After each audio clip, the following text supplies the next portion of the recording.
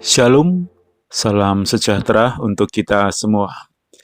Mari saudaraku kita naikkan syukur kepada Tuhan karena hari ini kita kembali dapat menikmati firman Tuhan dalam ibadah KPA online. Mari terlebih dahulu kita berdoa bersama. Bapa dalam surga, kami mengucap syukur atas kasih dan anugerah-Mu yang selalu melimpah dalam kehidupan kami. Saat ini kami akan menikmati berkat firman-Mu. Pimpin dan urapi kami semua Tuhan, agar setiap firman yang Engkau sampaikan menjadi kekuatan dan berkat bagi kami. Terima kasih Tuhan, kami sambut firman-Mu dengan penuh ucapan syukur, di dalam nama Tuhan Yesus Kristus, Juru Selamat kami. Haleluya, amin. Hari ini saya berikan tema, damai di hati, damai di kehidupan sehari-hari. Kita buka dalam Yesaya 48 ayat 18, demikian firman Tuhan. Yesaya 48 ayat 18, sekiranya engkau memperhatikan perintah-perintahku, maka damai sejahteramu akan seperti sungai yang tidak pernah kering, dan kebahagiaanmu akan terus berlimpah seperti gelombang-gelombang laut yang tidak pernah berhenti. Saudaraku yang terkasih, sebagai manusia, kita semua disibukkan dengan kegiatan sehari-hari yang mau tidak mau harus kita lakukan, seperti sekolah, kuliah, bekerja, berbisnis, mengurus rumah tangga, bermasyarakat, dan masih banyak lagi, sesuai dengan profesi kita masing-masing. Dan dalam beraktivitas tersebut, kita pasti menghadapi banyak tantangan, masalah, serta pergumulan karena profesi kita. Misalnya, sikap atau perlakuan orang lain terhadap kita, tingkat kejahatan yang tinggi, kondisi perekonomian, dan lain-lainnya, yang tentu saja dapat mengakibatkan tekanan-tekanan bagi kita. Bisa stres, bingung, cemas, marah, dan lain sebagainya, yang tentunya akan membuat hidup kita jauh dari damai sejahtera. Tidak adanya damai sejahtera dalam kehidupan kita dapat mengakibatkan seorang menjadi sulit berdoa, sulit mengambil keputusan yang tepat, gelisah, serta hal-hal yang lain yang akan mengganggu hidupnya. Itu sebabnya kita harus berusaha, bahwasanya damai sejahtera itu senantiasa ada dalam kehidupan kita sehari-hari. Saudaraku yang terkasih, bagaimana kita dapat mengalami damai sejahtera yang berlimpah? Yaitu dengan mengendalikan pikiran kita. Apa yang ada dalam pikiran kita biasanya akan menentukan tindakan kita. Apabila pikiran kita negatif, maka besar kemungkinan apa yang kita lakukan pun menjadi hal-hal yang tidak baik. Apabila pikiran kita sedang bingung, gelisah, takut, atau cemas, secara spontan, hati kita pasti mulai kehilangan damai sejahtera. Kalau kita ingin mengalami damai sejahtera di hati, perhatikanlah cara kita berpikir. Dalam Filipi 4 ayat 7 dan 8, damai sejahtera Allah yang melampaui segala akal akan memelihara hati dan pikiranmu dalam Kristus Yesus. Jadi akhirnya, saudara-saudara, semua yang benar, semua yang mulia, semua yang adil, semua yang suci, semua yang manis, semua yang sedap didengar, semua yang disebut kebajikan dan patut dipuji, pikirkanlah semuanya itu. Nah, bagaimana kita dapat mempraktekkan ayat ini dalam kehidupan kita sehari-hari? Yang pertama adalah gemar merenungkan firman Tuhan. Semua yang benar, semua yang mulia, semua yang adil, semua yang suci, semua yang manis, semua yang sedap didengar, semua yang disebut kebajikan dan patut dipuji. Jika itu semua ada selalu dalam pikiran kita, maka hal-hal itu juga yang akan mempengaruhi suasana hati kita. Pikiran-pikiran positif akan membuat hal-hal positif juga dalam hati dan tubuh kita. Sebaliknya, jika hal-hal yang buruk atau negatif yang selalu ada dalam pikiran kita, maka hal-hal yang negatif pula yang akan terjadi dalam hati dan tubuh kita, seperti gelisah, khawatir, takut, dan pada akhirnya menjadi sakit. Yang kedua adalah tidak berburuk sangka terhadap orang lain. Ada banyak orang yang berinteraksi dengan kita setiap hari. Kadang mereka memarahi kita, atau acuh pada kita, tidak menghormati kita, meremehkan kita, sikapnya tidak menyenangkan. Seringkali kita langsung berburuk sangka kepada mereka, langsung menganggap mereka adalah orang-orang yang jahat. Jika selalu demikian, maka kita akan merasa selalu berada di antara orang-orang yang tidak suka dengan kita. Kita merasa dikelilingi oleh orang-orang yang jahat. Dimanapun kita berada, adanya adalah orang-orang yang jahat. Karena kita berburuk sangka terhadap mereka.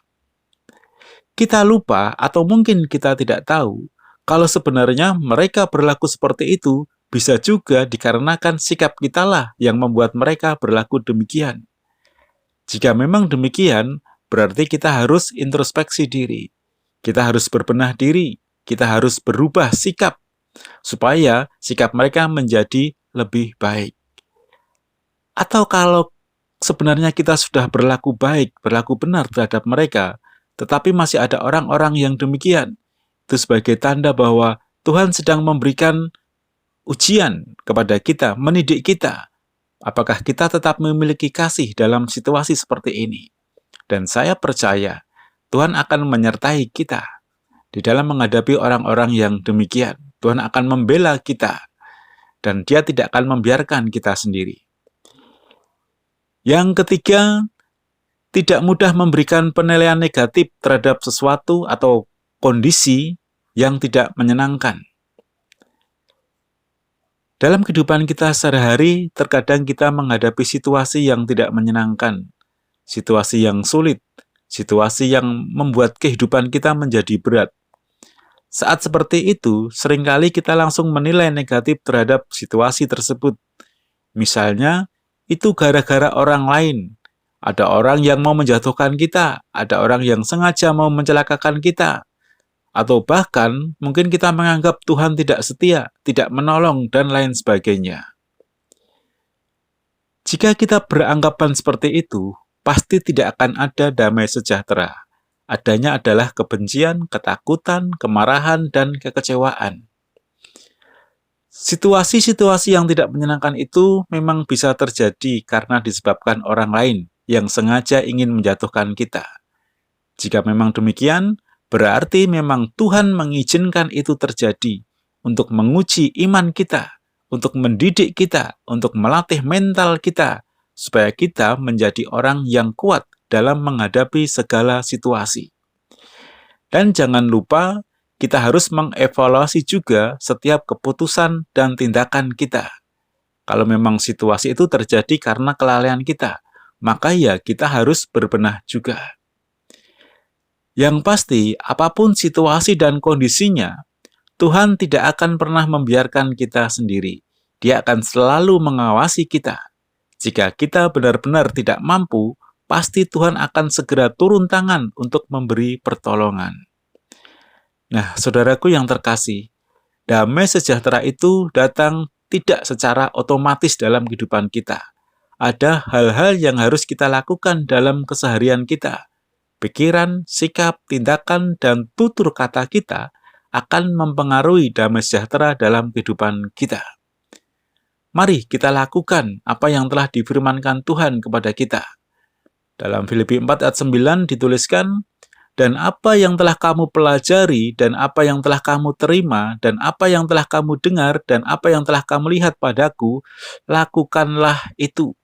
Maka Allah sumber damai sejahtera akan menyertai kamu. Dengan tegas dan jelas, firman Allah mengatakan bahwa dengan melakukan perintah Tuhan, maka Allah sumber damai sejahtera akan menyertai kita. Jika Allah sumber damai sejahtera menyertai kita, sudah dapat dipastikan kita akan mengalami yang namanya damai di hati, damai di kehidupan kita sehari-hari. Haleluya, amin. Inilah berkat firman Tuhan yang bisa saya sampaikan, biarlah menjadi berkat bagi kita semua. Mari kita berdoa. Bapa dalam surga, kami mengucap syukur atas firman-Mu. mengingatkan kami agar kami selalu mengupayakan damai sejahtera dalam kehidupan kami dengan mengikuti segala perintah-Mu dalam kehidupan kami sehari-hari. Kami percaya Engkau selalu ada menyertai kami, mengawasi setiap langkah kami, dan sedetik pun tidak pernah meninggalkan kami. Terima kasih Tuhan atas firman-Mu. Kami berdoa secara khusus untuk Bapak Gembala kami. Kiranya Tuhan memulihkan kondisinya, memberikan kekuatan dan kesembuhan untuk Bapak Gembala kami, agar dapat sehat seperti sedia kala. Juga untuk Ibu Gembala kami, beserta seluruh anggota keluarganya. Kiranya Tuhan juga menjaga, melindungi, dan memberkati. Serta kami berdoa untuk seluruh sidang jemaat-Mu di Pelita Kasih dimanapun mereka berada. Tuhan tolong mereka semua, menyertai dan memberkati mereka. Setiap usaha, pekerjaan, dan mata pencaharian mereka, kiranya Tuhan memberkati. Studi anak-anak mereka, kiranya Tuhan juga memberkati. Yang sakit, tolong Tuhan sembuhkan mereka. Yang lemah, tolong Tuhan kuatkan mereka. Yang susah, tolong hiburkan mereka. Dan yang sedang dalam problema, kiranya Tuhan turut campur tangan dalam kehidupan mereka. Dan biarlah mereka tetap ada selalu dalam perlindungan-Mu Tuhan. Terima kasih Tuhan atas berkat-Mu pada hari ini. Dan kami akhiri KPA ini dengan penuh ucapan syukur di dalam nama Tuhan Yesus Kristus Juru Selamat kami. Haleluya.